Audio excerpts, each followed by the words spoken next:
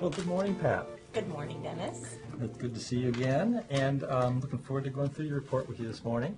But before we get started, let me just ask, how did the overall process go in terms of the online administration of and your raters and so forth? Did that work all right? Yeah, that part worked very well. There was a few people I had to prod a little to ask them to complete the report, but when I let them know this is important to me, could you please give me your input? They went and completed it fairly quickly. Great. Well, we've got good results, and you can see on the first page here, it does show that we've got your boss and 4 peers and 4 direct reports that have responded, and they've indicated there how well they know you. That's their subjective opinion of how well they know you. But this is the information that shows they did respond, which is great. And I didn't want to neglect to tell you that even though they've rated you, the report is confidential. You will be the only one to see this report. I mean, you can share it with whoever you like, but none of these people get any of those results, as we've said before. But I wanted to re-emphasize that. And another thing I'll point out that you'll notice that the date is the current date when you've taken it. And since this report is concerning your behavior can change over time, and that that this report is not intended to be a forever accurate report. That is, a year from now you might behave differently, and so this report would look different if you redid it in a year. Unlike a measure of, say, personality, where you might be the same person, probably would be the same person a year from now, and your report would look very similar. So keep that in mind, that as we look at these results, that whatever we see is not static for all time, and that, in fact, the purpose of this report is to provide you some ideas to think about ways you might choose to change and work on some different skills or developing your skills so that a year from now it would look different if you were to be taken. Was there anything in the report itself in terms of the actual results that you had thoughts about or reactions to as you looked it over the last day or so? There were a few different areas. Can I go to them? Yeah, please. So the first area that caused me some concern, well, and I'll start by saying I was concerned with some responses, but also pleasantly surprised by others. It was nice to see that in some areas I am pretty self-aware, and others agreed with how I rated me. But there were some areas that I was a little shocked by how people rated me. So the first was the gap in creating solutions. I rated myself on the higher side, and it seemed like other people rated me below average. So that was a pretty distinctive standout to me. The other was delay responding. I rated myself a little below average, but it seems like others rated me higher than that. So that was nice to see. However, I would like to know a little bit more about the disparity between the ratings. Maybe I'm just harder on myself in some areas than others, but that stood out to me.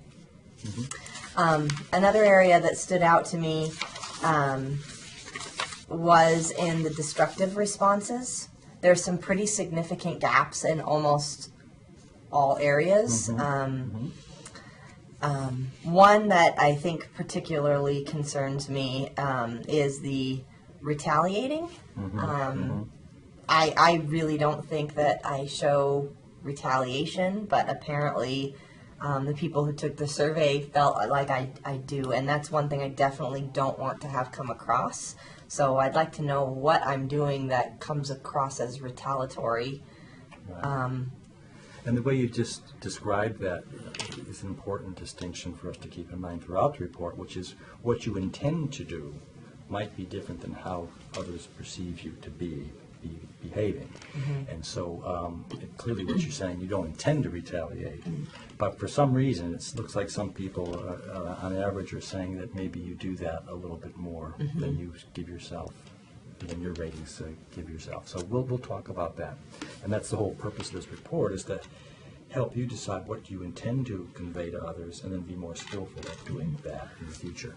And they all kind of align, the demeaning others, displaying anger, retaliating. I mean, there's very little differentiation between their ratings. And it's weird because if you look, mine kind of mirror that, but at a lower scale. Right. So Right. I want to look into that. Sure, we will get into that a little bit.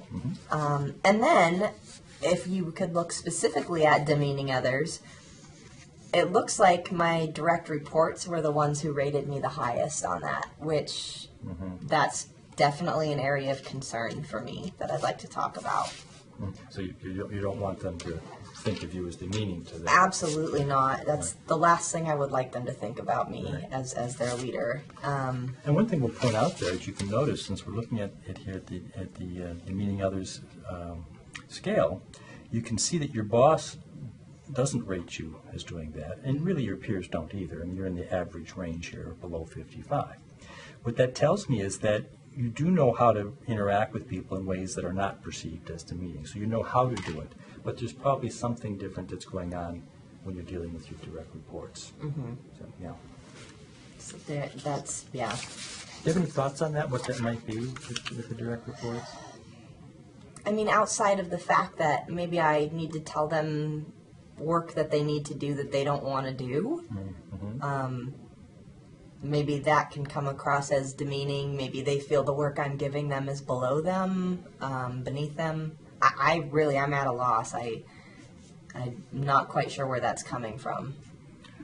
So that we'll come back to how that might tie into some other parts of these scales, like taking perspective, which is, we'll come back and look at that, because trying to understand where, if they're feeling like it's below them, and you're giving them an assignment that they perceive as being below them, then that would be something we can think about. Maybe there's a strategy that you can come up with that helps change their perception of your demeaning behaviors. Do you have any sense of what you might do differently with them that they're picking up as demeaning?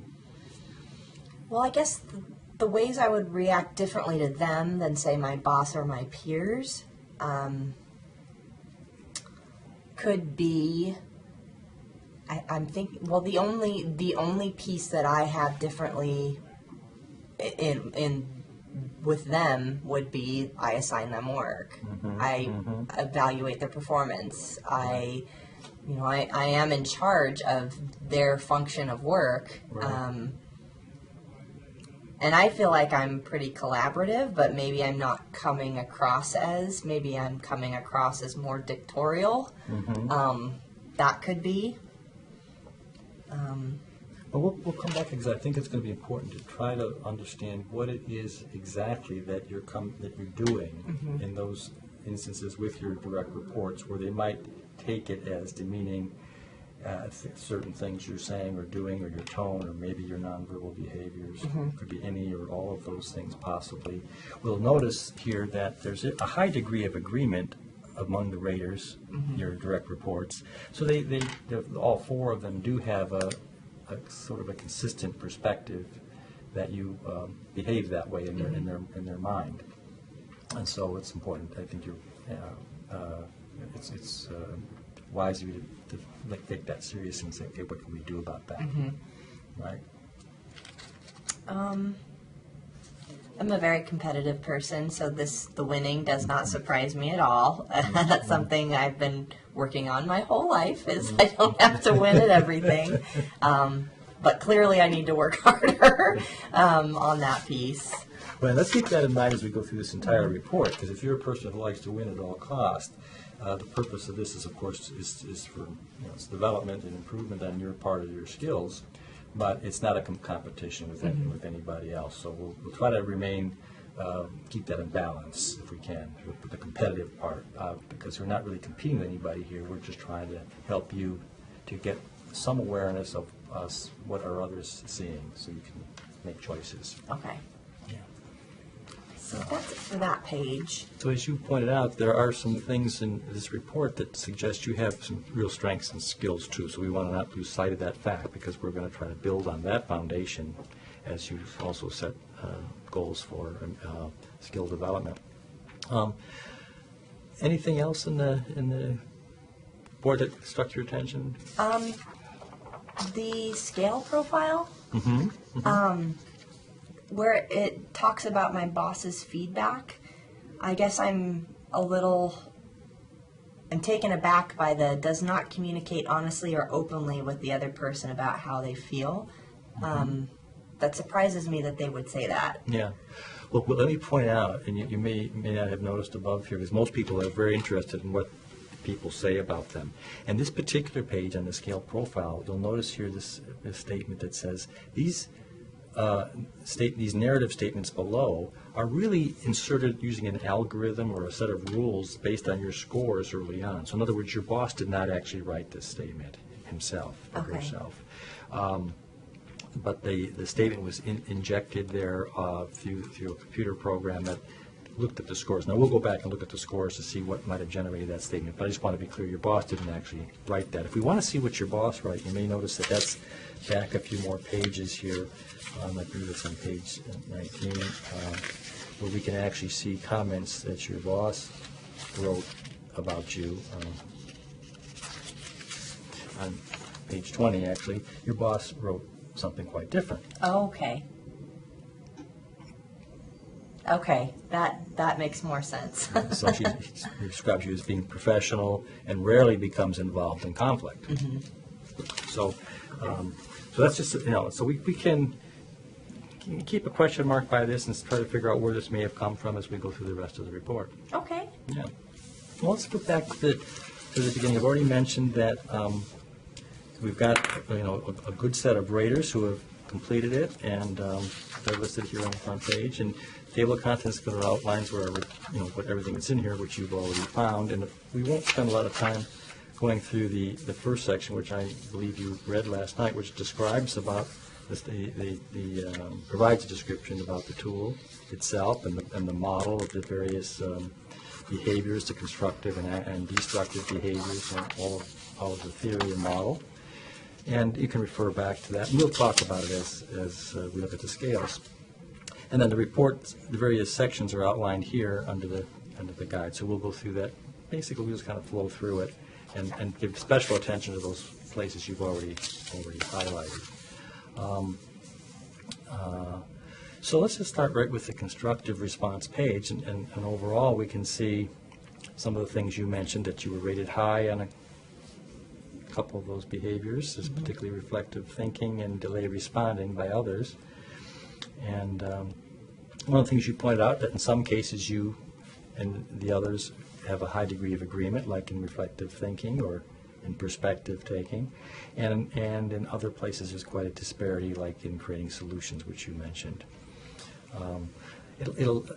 This is just a nice broad brush overview, and where the next page will help us to begin to look at that in more refined way to see what are the differences between the groups. Okay. So let's just flip over to that next page. So, on the active constructive responses now, these are the ones that really are important because they're the more visible responses, and these are the ones that people in leadership roles tend to, if they're successful, tend to exhibit these behaviors more frequently. So these are important ones to focus on. And we can see that your boss rates you pretty high on taking perspective. But yourself and others have you much lower. And why do you think that might be? I think my interactions with my boss are a lot different than my interactions with my staff or my peers. As far as perspective taking goes with my peers, it's a little challenging to gather their perspective and I guess kind of understand where they're coming from, because I'm thinking at a strategic level and they are very tactical in what their work outcomes produce. So it is a challenge for me to take a step in that direction and get out of the strategic mindset and move into the more tactical piece of it. So that's why I rated myself a little lower in that, and I would guess that's why my direct reports would have rated me. Right. And we can see they have, again, high agreement among themselves that you are, they see you as low in taking perspective.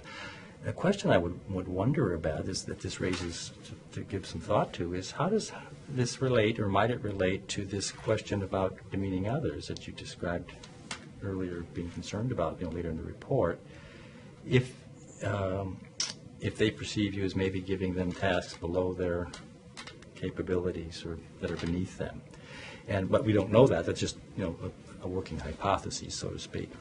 So, if you were to focus some attention on taking the perspective of your direct reports before you make assignments or as you're making assignments to them, and getting input from them, feedback from them, going into listening mode and not just directing mode, that could have some effect on you, A, understanding what their perspective is. That'd be the perspective-taking behaviors. And B, it might give you information to know, are they seeing something below them? And maybe that gives you an opportunity to then help them appreciate that, even though it may seem that way, that it's an important task in terms of the overall strategy, because you're more at the strategic level. Is that making sense? Yeah, that does make sense. And it's clear that you know how to do that, because I can see that your boss rates you high in taking perspective. So I believe this suggests that if you can do it with your boss, it's the same behaviors that you would try to employ with those folks that are peers or direct reports. So let's keep that in mind as we go through the rest, because so much of what we do when we are in conflict is based on what we think the other person's, where they're coming from, what their interests are, what their concerns are, what their needs are, what their motives are. And we're often doing a lot of mind reading, but if we're effective at taking that perspective, we can be more accurate. So moving right along, there's a wide range of perceptions around creating solutions. That's all over the board. Yeah, right. Yeah, what do you make of that? Well, first of all, that I'm not consistent in my creating solutions manner. Looks like my boss and I felt very similar in my solutions creation. My direct reports, I'm happy that fell in the average category. I would like it, of course, to tick up.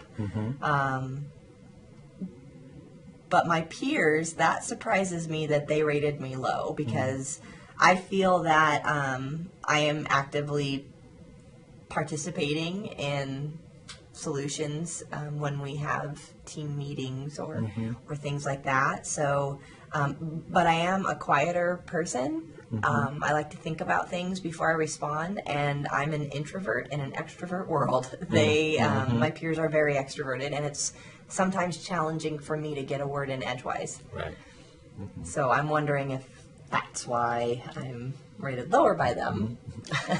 Well, and you've highlighted that as an area of attention or concern. So, and your explanation there is one that, again, good working hypothesis. So let's put that on the list of things to maybe come back to as we later on think about development. Things that you might do to have a more prominent role as a member of the team, a more vocal role perhaps, because you're naturally inclined to not do that, it sounds like, based on your own personal makeup. And we don't need to change your personal makeup, by the way. There's nothing wrong with your personality. and that's good news, because personalities are real hard to change. In fact, most researchers feel that they don't change.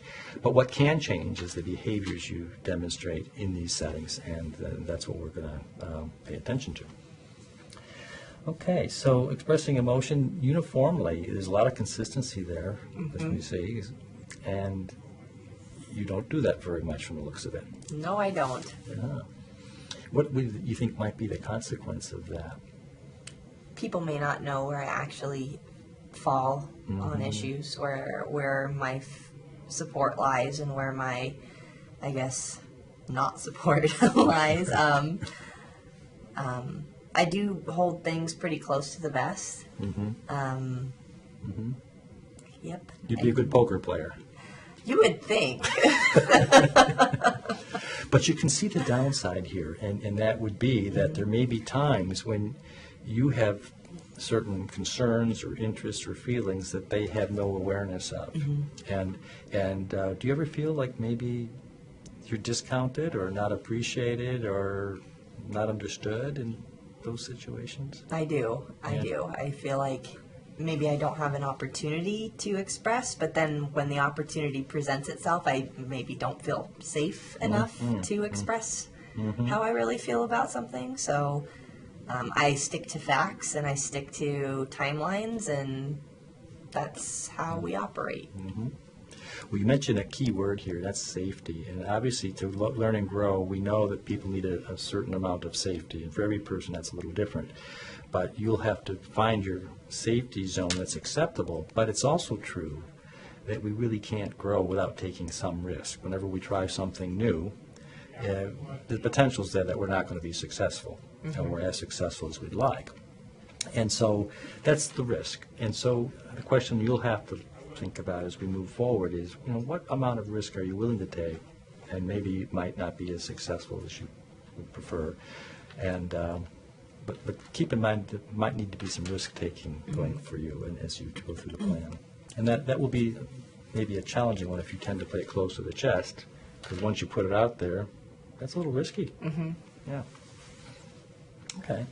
Well, the next scale, if you're looking at reaching out and responding to conflict by kind of trying to connect to the other person, again, we see a little bit of disparity among your different raters. Any thoughts on that? With respect to conflict, I am frequently in my boss's office to ensure that I'm not missing anything and that I have all the pieces of the puzzle. And if something is going south, my boss is my first point of contact. So there is constant reach out there. If there is conflict, it's normally between either my peers and myself or my reports and myself. So I'm not extremely, because of past experiences, reaching out to my peers. I sometimes, my way of communicating is a little different than some of my peers. And so if I've reached out in the past, it didn't necessarily end up going the way I'd hoped. And sometimes it does. It's not always negative, but I do feel like when I reach out, it's met with defensiveness, especially from my direct reports. I get a lot of comments, defensive comments of, well, this is how it has to be done because it has to be done this way, and who are you to tell me to do it differently or to add to my plate? And it's, well, I'm your boss. That's who I am. So, yeah, reaching out, I'd rather just, again, stick to myself and not have to worry about conflict with others, and hopefully it'll just solve itself. It sounds from hearing you speak that might be one of the more challenging areas for change for you, is reaching out more, a little more risk involved, as we were talking about. But we can also see, again, that you're able to do that with your boss. So we know that you know how to do it. It's a matter of choosing to do it and being willing to take the risks as well as the potential benefits that could come with that. And so we'll want to come back to that. But I think also start combining some of the different behaviors and learnings that are coming from this, hopefully, to saying, okay, well, maybe I can reach out in a way that is not seen as challenging to them or confrontational, but maybe I can reach out in a way that expresses more of my emotions of who I am or what I'm thinking and feeling, as well as taking their perspective, soliciting their opinion. So there's ways to reach out that might be able to get less of a defensive response from those other folks. So let's keep that in mind as we go through this, that there's ways these things kind of build on one another, these different skills. In fact, when we behave, usually there's several skills at once. We're just isolating them here for purposes of analysis and understanding. But in reality, when we interact, there's a bunch of stuff going on at once. And so ultimately, when you go back out into your office, you're going to have to be policing it all together and as you interact. But now the idea is to have a different model and think about it. Okay, let's move on to the next section, which is looking at the behaviors that are described more as passive constructive. But let me remind you that the word passive can sometimes in our society has a negative connotation, as though it's somehow weak or ineffectual and other stereotypes that go with passive. Mm-hmm. But passive needn't necessarily be weak or ineffective. In fact, as we can see, some of these behaviors here, reflective thinking, can be incredibly powerful because it gives us a chance to employ all of our knowledge and understanding and wisdom to a situation. So reflecting on a situation is passive in the sense that others aren't necessarily aware that's what we're doing internally, but it's very powerful. And same with the others, delaying responding, just letting things settle down sometimes by delaying momentarily can sometimes prevent somebody from saying or doing something that they later regret that they've done. So these, even though the word is passive, I don't want that to imply that it's somehow weak or ineffective, because that's not the case. So on this passive constructive page, any observations or thoughts overall that come to you as you look at this? This is the page that I felt like I was probably most self-aware of my responses. Definitely the reflective thinking. And in my opinion, that goes side by side with the delay responding, because as I'm thinking, I'm not responding. And there are times when I am delaying my responding because I just don't know what to say in a certain situation. So sometimes it's good, and sometimes it's just I'm at a loss and I don't know how to respond to this situation, so I'm just quiet.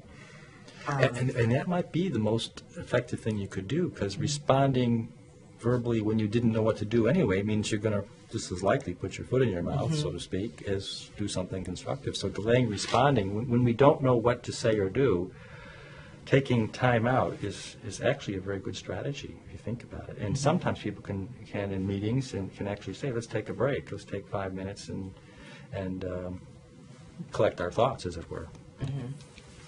So that's that. So you may be in fact doing a very appropriate and effective behavior when you don't know quite what to say at that point.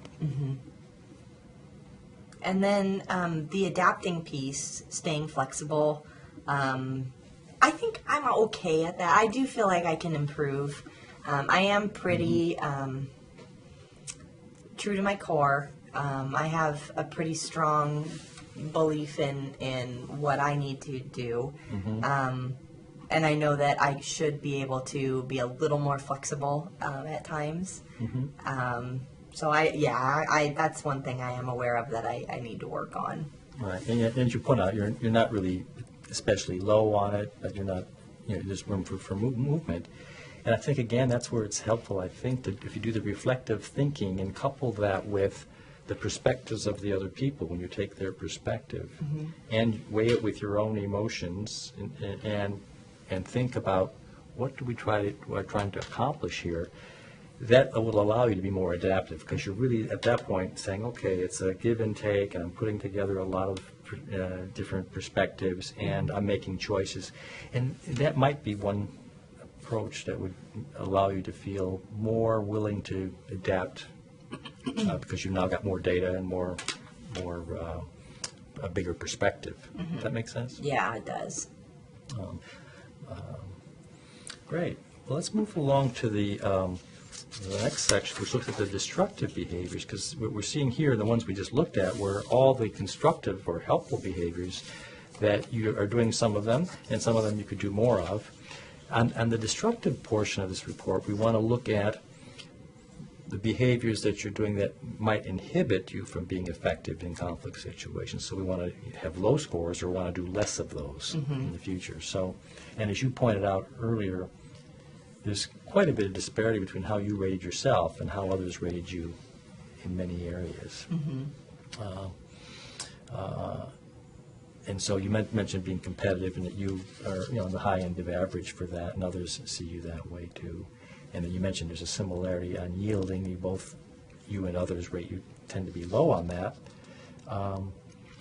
And one thing that I think I noticed that both you and others rate you on self-criticizing is about average, which is good, but because in this exercise we're going through right now, we don't want you to be overly self-critical. That would kind of get in the way of learning and development.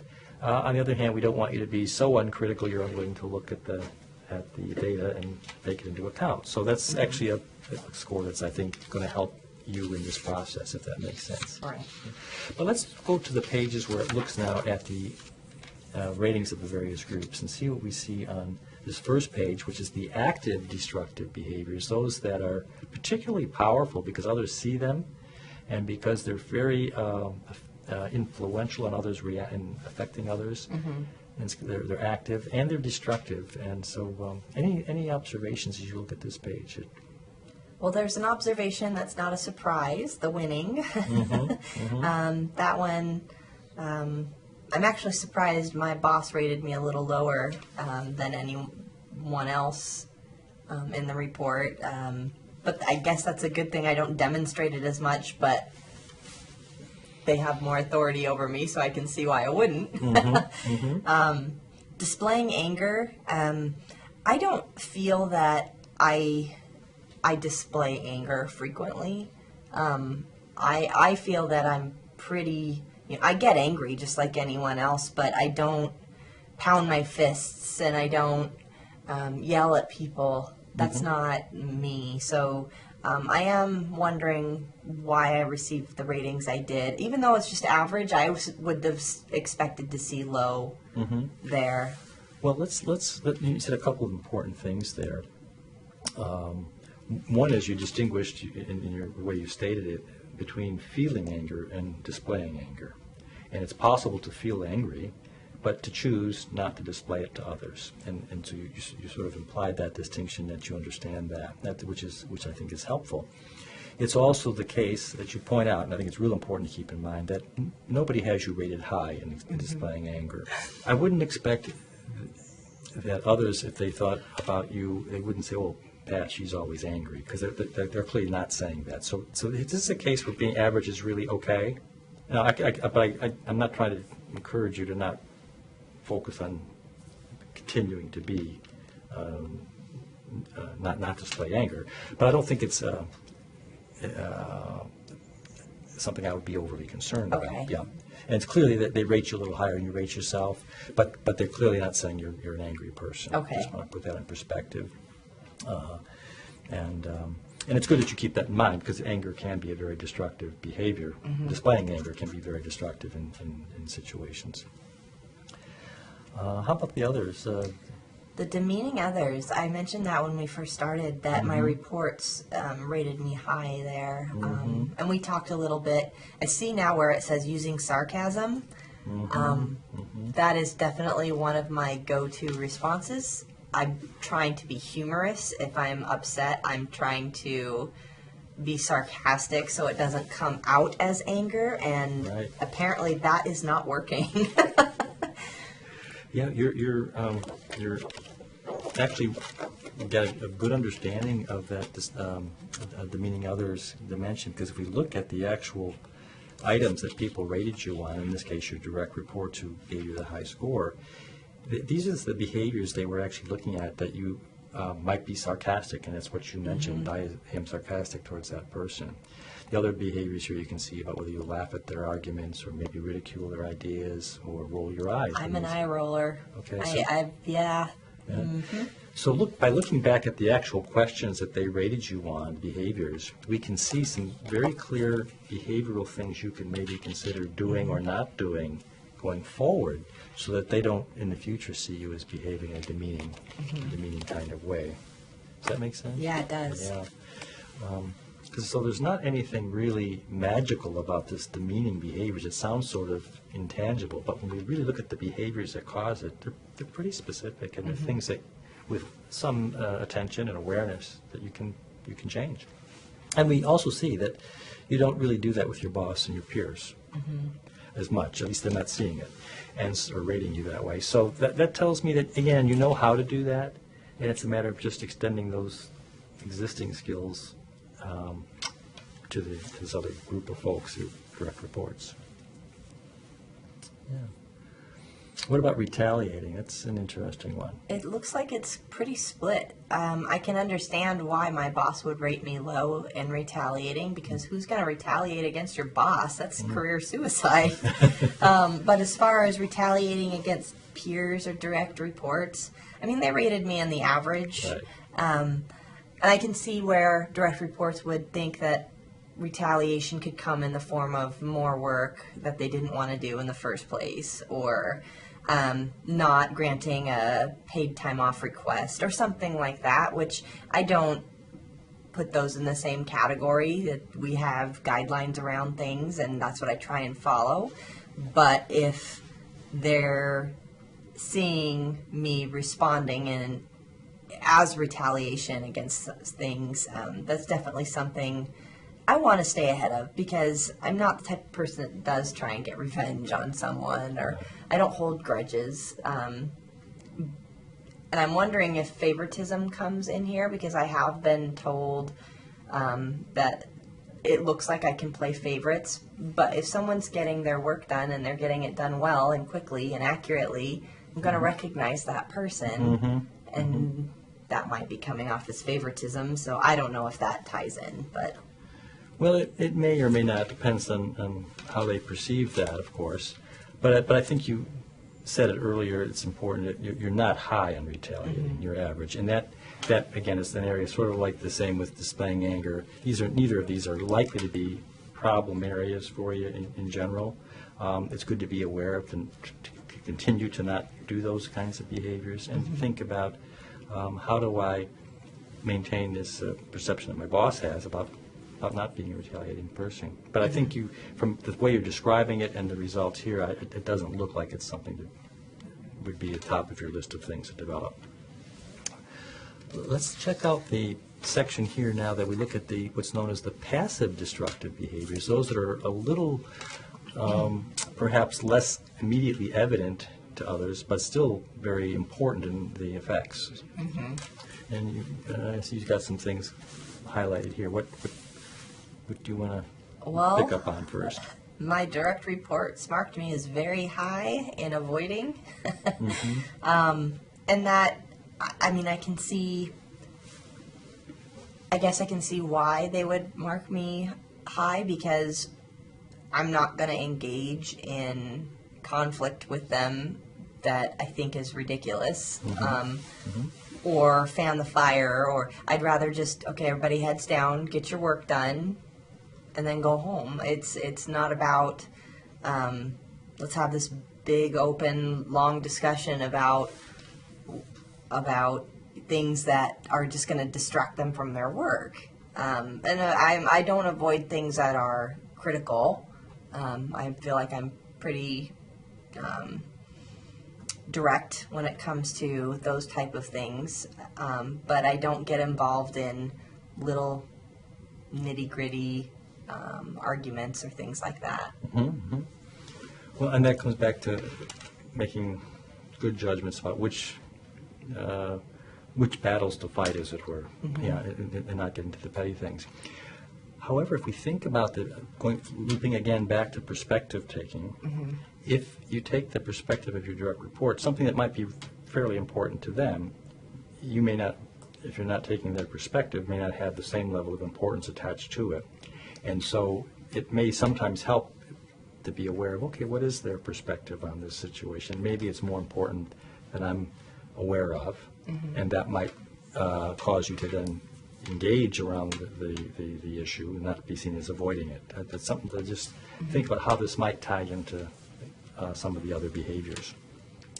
But again, we see that with your peers and boss, it's not something that you're seen as avoiding. They see you as not avoiding.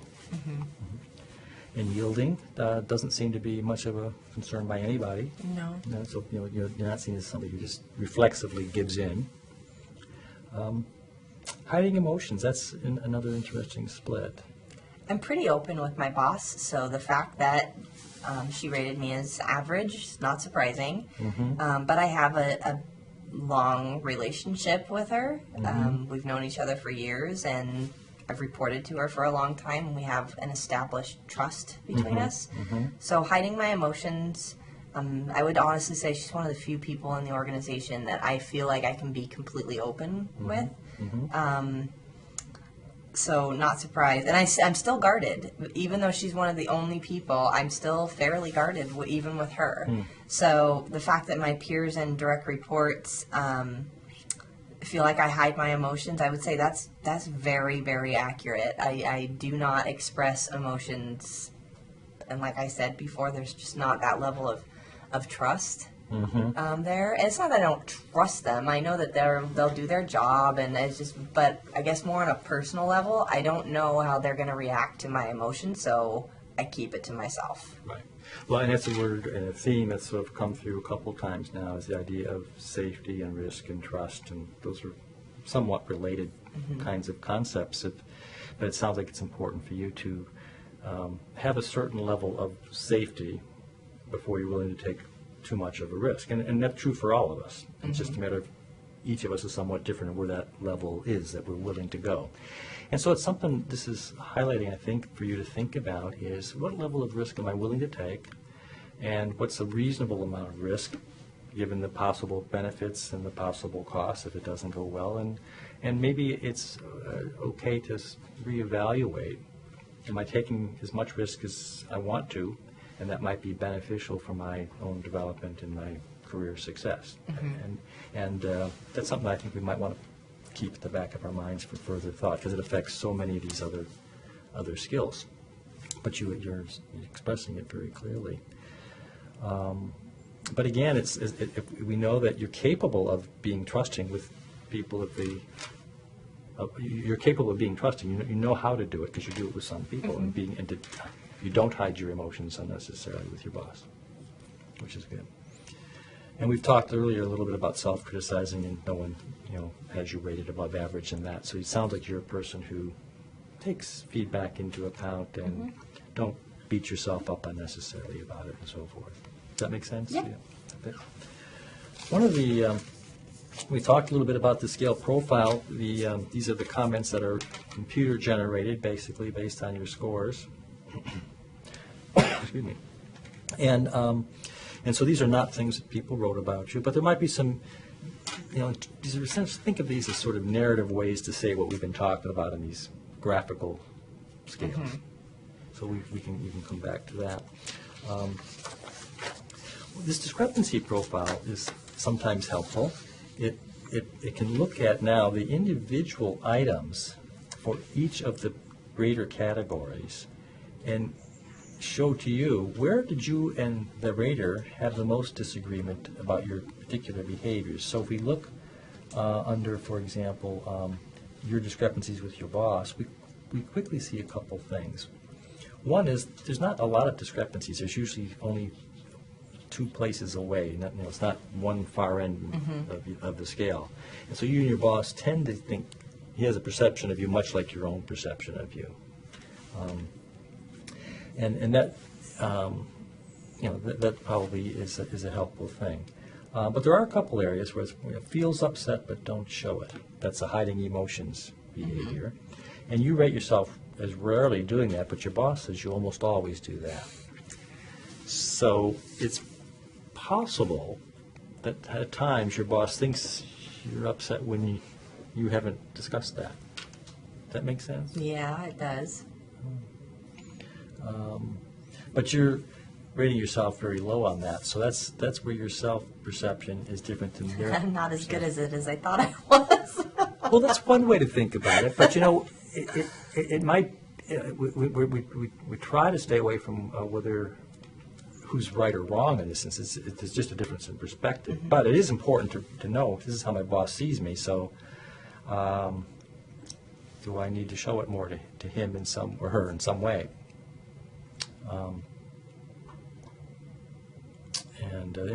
This maybe by a conversation.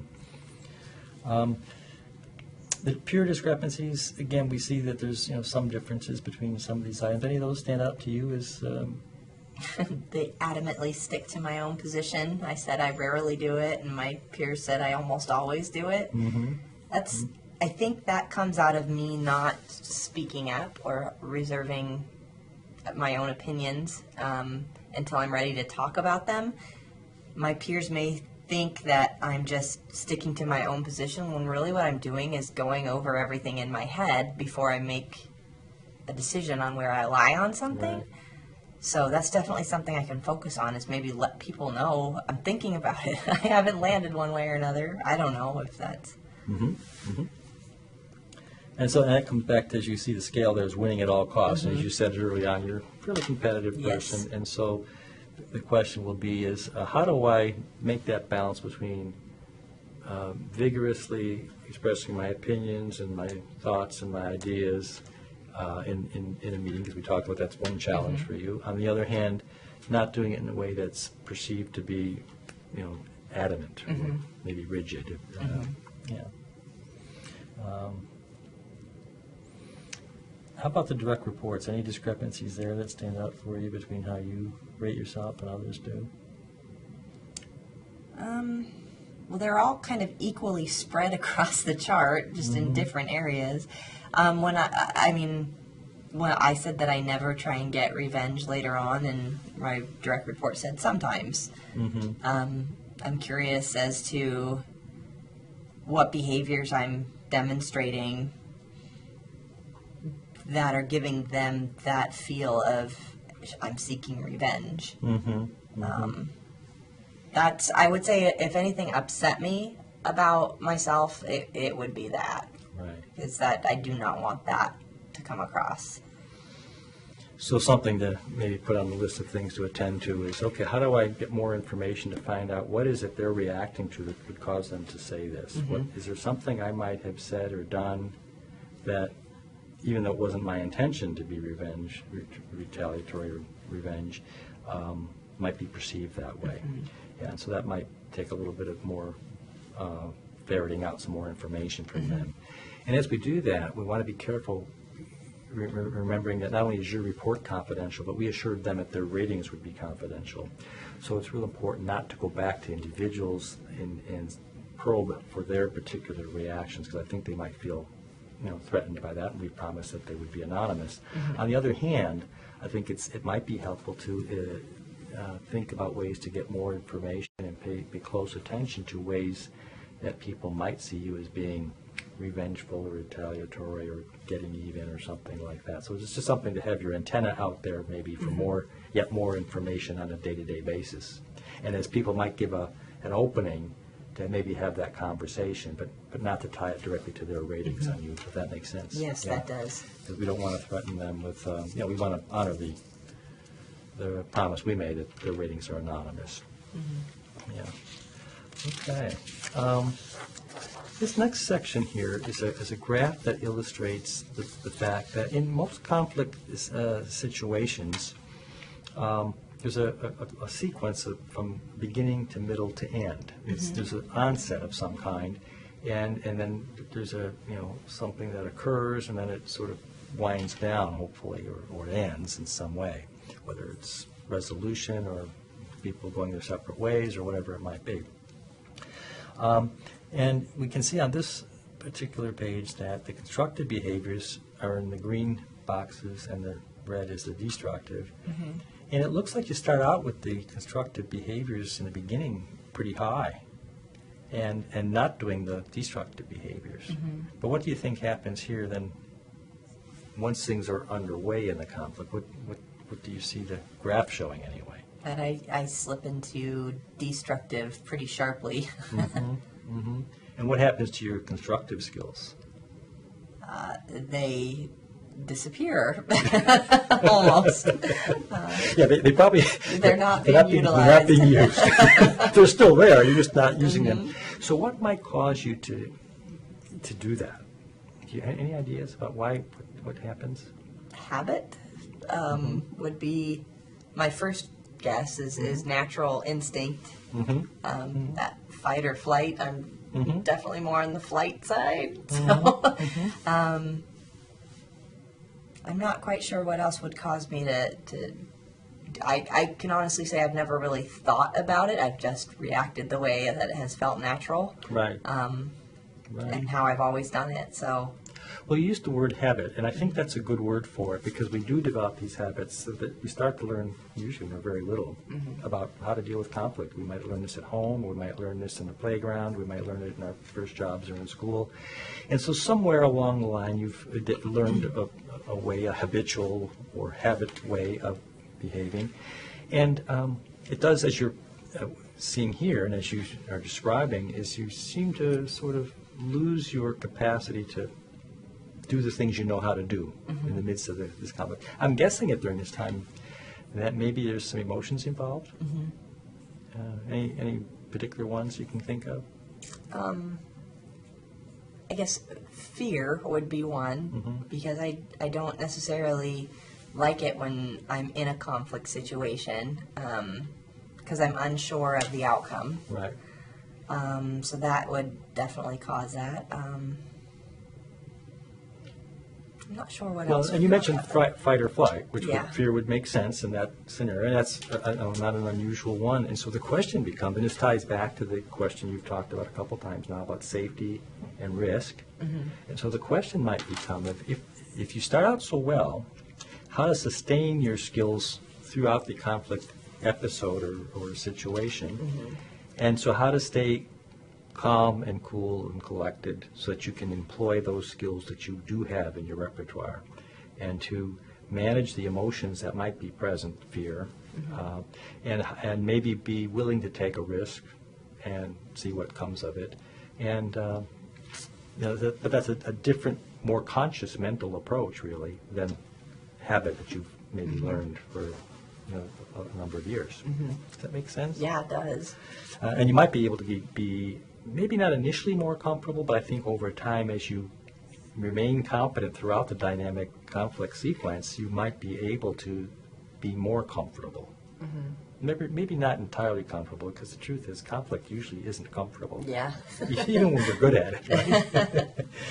And so, because the other good news here on this, we can see that you do recover in the sense that what happens to both your destructive and constructive behaviors? It goes up. They both go up. So you do become more constructive again, as we see, but you also have a tendency, it looks like, the destructive behaviors to also maybe increase. And the destructive behaviors that might occur at the end of a conflict sequence might be things like retaliation and withdrawal and things that could be not helpful. So the challenge is how to continue to do the things you did so well in the beginning, not lose your cool in the middle, take the risk, and stay focused on whatever development goals you have, and see where that leads you. Okay. That make sense? Yeah, that does. Yeah. So this next page is simply the scores for the previous graph we were looking at. So it explains the numbers, but the graph really made the points we need to look at.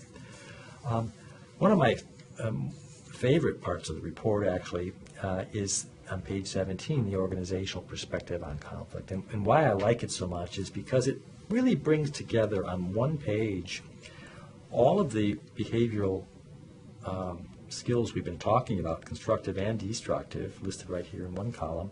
And then it shows the ratings of each of the persons, yourself, boss, peers, and direct reports, whether they're high, medium, or not, or low, basically, and looking at how does this fit with the culture of your organization? Because in some organizations, certain behaviors are successful and are accepted, and because of the culture in a different organization, may not be accepted. And a common one is anger. In some organizations, it's okay to have shouting matches and so forth, more in the culture, and in other places that would be very much frowned upon. And so the beauty of this is it really helps you to see, are there any areas where your behaviors are rated by a certain group as being possibly having a severe effect or a moderate effect on your career, and where those behaviors where you are scoring in an undesirable direction. So, and what we have here is where the M's and S's show where it's moderate or severe effect on a person's career in that organization. And if it's blue, that means that that's an area, where that would be those behaviors that are, are shaded. So right there, the failing to communicate honestly with the other person by expressing thoughts and feelings. Looks like we have a double S in that, both from peers and direct reports. Right. So what that's saying is you got high scores on the these. What it's saying here actually is that that behaving this way would have a failing to communicate honestly would have a high effect on one's career. And it's also showing that because it's shaded blue, these are things that are, you don't do well. The expressing emotions, if we look back on the scores. And so for your peers and direct reports, they're seeing this as probably having a big effect on your career. Your boss doesn't think it has much of an effect on your career. Does that make any sense? Yes, it does. Yeah. Because this page has a lot of information, but it can be a little bit confusing sometimes. How important is it to pay attention to the M's versus the S's? What would be your opinion as far as translating that? Yeah, sure. Well, the S means it's rated as having a more severe effect on one's career. As you see down here on the bottom, it's the scale. It's so that a severe negative effect means somebody got a score of 2.5 or more, and a moderate effect was less than 2.5 on a 1 to 3 scale. So, we certainly would want to spend more time on those things that are rated as severe. However, the fact that something could have, like for example, displaying anger, raising one's voice in harsh, angry ways, that everyone except for the peers say that has a severe effect in this organization. But the good news is you're not doing that. There's no blue shading there. Right. So even though this has a severe effect on someone's career, it's good to know that, especially if you're orienting other people into the job or disciplining people or coaching people. You need to let them know that displaying anger would be a real problem in this organization.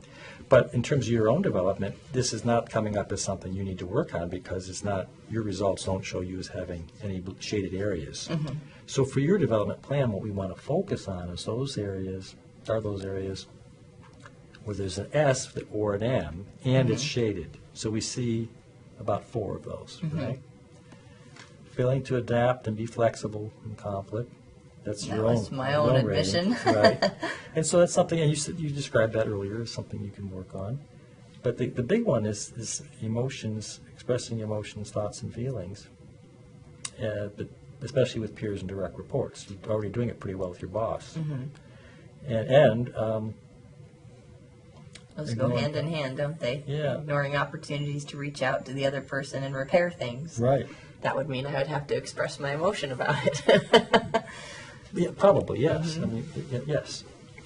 So that gives a little bit of an area to zero in. And you can see there's not a lot of really critical derailing, what would sometimes be referred to as derailing experiences, ones where your career would be in trouble. So for all of the discussion we've had about areas where you can get better and some things you might want to do less of and do more of, I hope we haven't left you with the feeling of, oh gosh, my career is in trouble, because that's clearly not the case. But there are some things you can work on. But this is sometimes a very powerful page because it helps put in alignment your own development goals with the organization's culture and what the organization is trying to accomplish, especially since you're a leader. You need to exemplify those things. The hot buttons, we look, those are very useful. I like that term. Yeah? What does it like about it? It gives me a very good visual. Like, if somebody pushes this button, this is the reaction you're going to get. Yes. And that's a great definition because that's what it's intended to be. And it also gives some insights into how do I not let others control me? In the sense that if they push the button, I get to choose how I want to respond. But hot buttons do imply someone pushes it and I automatically respond, because you were kind of implying. And so the buttons are described here on page 18, but then they're graphed here, your own scores. And these are your own ratings of your hot buttons. Others, even though they see the effects of them and do usually we learn each other's hot buttons pretty quickly, they weren't asked to rate you on this. And so this is your ratings of your hot buttons. And on the hot buttons page here, you can see your ratings on the graph. And any thoughts as you look at this?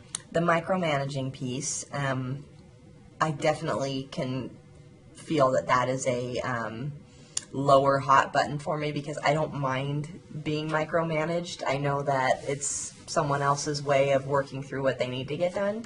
So that would be why I rated that one particularly lower. Self-centeredness, that one definitely, when people are acting for themselves rather than for the benefit of the organization or the benefit of the team, I don't appreciate that. I'm definitely more of a team player, kind of we all need to get across the finish line, so that bothers me. And then abrasive people who don't give others a chance to think about responding, who are just pushy, and almost rude or intentionally rude. I don't really care too much for those type of interactions. I just kind of shut down when approached by that. Right. Well, those are useful insights, and it sounds like you have some pretty good self-awareness of what are some of your own values, really, that underlie your hot buttons. You appreciate teamwork and getting to the finish line together. And you said something interesting as you were talking about micromanaging. It's low for you, so it's not likely to be something that would upset you if someone does it. But as you just talked about it, you did a very commendable job of explaining why somebody might behave that way. And that showed taking perspective, if you will. And then I point that out because it illustrates nicely how using some of the constructive behaviors, like taking perspective, can actually help you to feel less agitated by a hot button if you understand it and put it in perspective, which you have done so well with micromanaging. Others don't do that, and they would react differently, of course. So again, it illustrates nicely how these all come together, and I think you also talked about some values here about abrasiveness and self-centeredness that don't fit with things that are important to you. And so the question then becomes, how do you keep in mind when your values are being somehow challenged in an unacceptable way, what might you do in those situations if someone's behaving abrasively or self-centered? Well, looking back at these tools, what I would normally do or what I could do, because they're two different things. Well, let's focus forward. What could you do? I like the idea of perspective taking. So what is driving the self-centered behavior? Does this person have more to lose than maybe I do by an unfavorable outcome of the project? What's on the line for them compared to what do I see is on the line? And maybe getting a different perspective on that front. The abrasive behavior, I think it's maybe the same thing. Maybe why are they so edgy about this? And what can I do to help calm them down, bring them back down to normalcy? Right. So I definitely think that taking perspective would help in those two areas especially. And coupled with that, of course, you've sort of implied that is slowing it down maybe and delaying responding and giving it some thought, some reflective thinking. So these are all kind of, again, woven together in an integrated response, so to speak. I mean, we break it apart because it's easier to understand and focus on a skill, but you see ultimately they come back together as you're describing so nicely. But again, I would point out here that your scores on the hot buttons are not so high that I would expect you to be easily agitated. They're, for the most part, pretty much in the average range, but like most people, we have hot buttons, and you by being aware of them, you now have better control over them. Yeah. Let me look at this next page. This is the page where we referenced earlier about where people actually, the developmental feedback is actual comments that were written, uncensored, these are what people said. And is there anything there that stands out for you beyond what we talked about earlier at the beginning of our time? Well, my boss's comment that I'm very professional and I rarely become involved in conflict. Mm-hmm. I don't know if that's a positive or a negative, because as I'm learning through this, conflict is just kind of a part of life. Mm-hmm. And so the fact that I'm rarely involved in it could be seen either positively or negatively. Mm-hmm. Mm-hmm. And the other's comment, haven't observed this person in a conflict situation. That kind of follows up with that. Mm-hmm.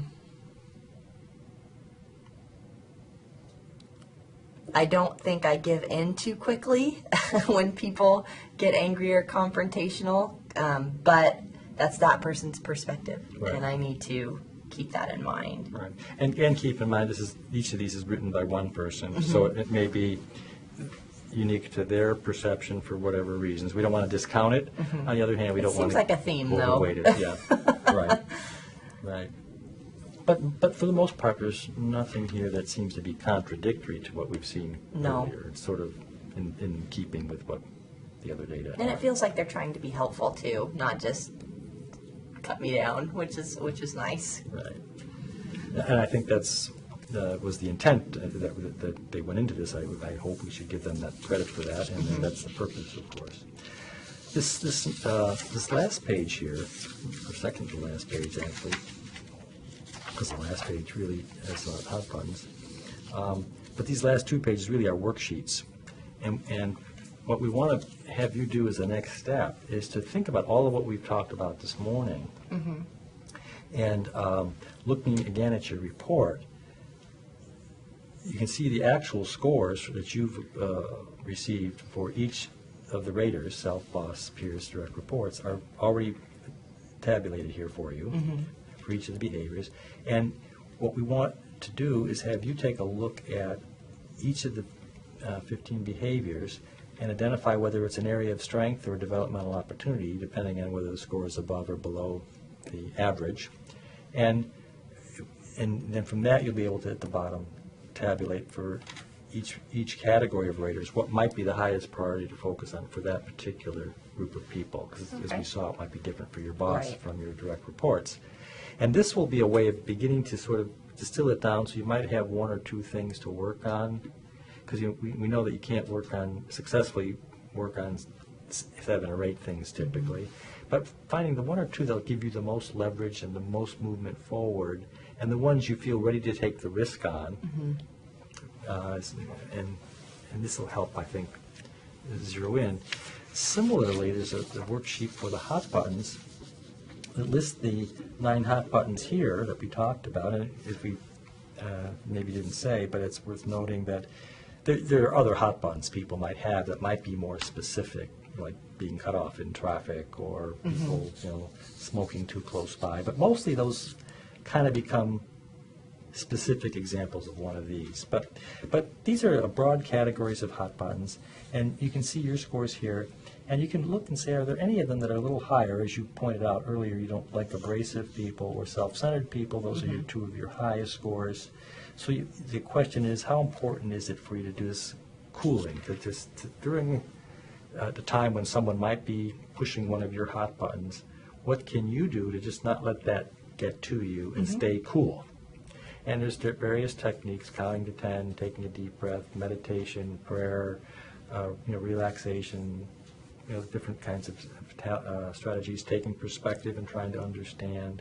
There's a variety of ways to do that, but the key is, how do we not let self-centered people, when they behave in a self-centered way, or people who behave abrasively, not let that prompt you to behave in a habitual way of being less than constructive.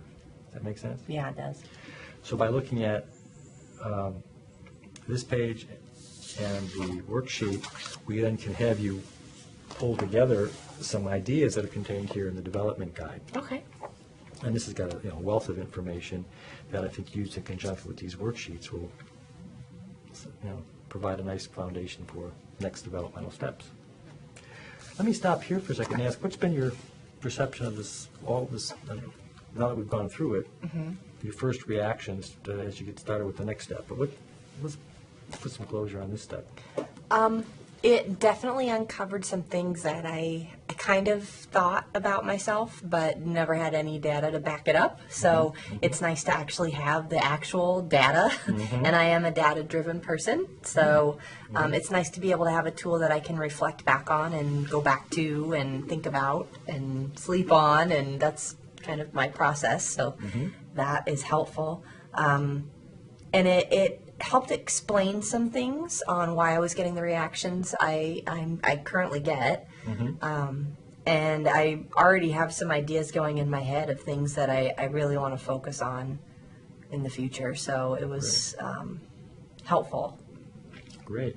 Well, there'll be time for you to digest this and go through the worksheets, and then the next steps will be in the development coaching process that you're involved in. Great. Well, thank you very much. It's been very pleasant morning. Well, thank you. My direct reports will thank you, I'm sure.